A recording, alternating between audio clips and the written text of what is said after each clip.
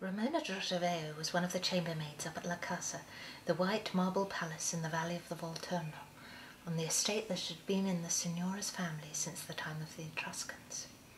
As Ramona worked indoors rather than outdoors, and upstairs rather than downstairs, she considered herself somewhat more important than the other workers on the estate. Ramona was universally hated by the women, though not for this reason. Being uppity was the least offensive of her sins. That which made women hate her made men worship her, and this made the women hate her most. Yet they weren't jealous of her looks, for she was ugly. Had Ramona been a beauty, they would have found the adoration she inspired less obscene and far more tolerable. The truth was, Ramona was an albino. Her plump body was bereft of all pigment.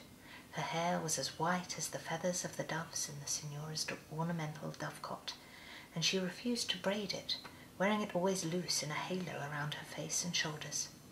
Her skin was a violent shade of pink, so coloured by the blood flowing through it, and her livid moon face formed an ugly contrast with the white shade of her hair. Ramona's eyelashes were long and white, leading some of the female staff to compare them to those of the pigs in the pens beyond the vegetable gardens. Her eyes, where most of the colour in her body was concentrated, were also pink, like the eyes of the white rabbit you see in magic shows and picture books.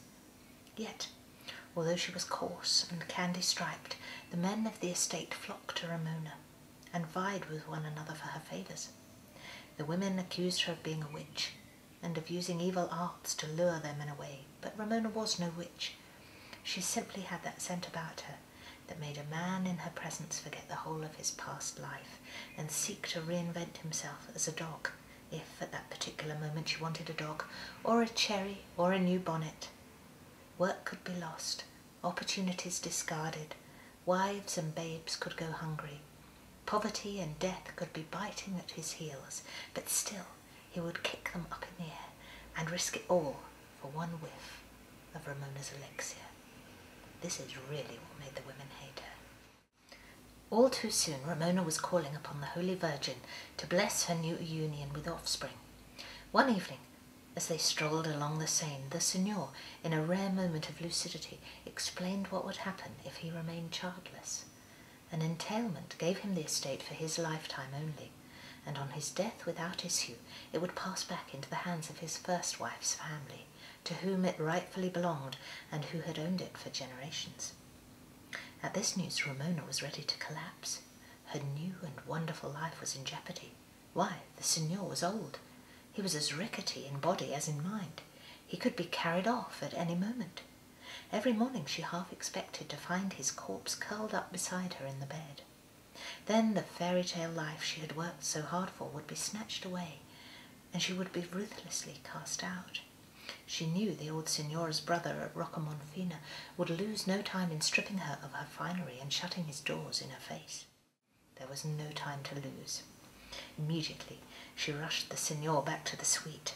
There she ripped off his clothes and hurried to enervate his flaccid penis. She had to conceive. Each day without a child was a day lived in danger.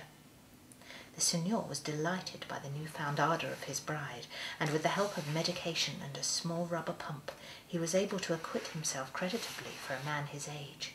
His happiness increased. She loved him. There was no doubt of that. He was the luckiest man alive.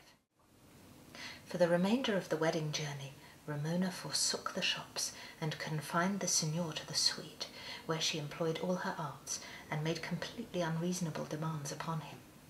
They were the happiest days of his life. But when the time came to return home, there was no baby. It was the only cloud in an otherwise dazzling sky.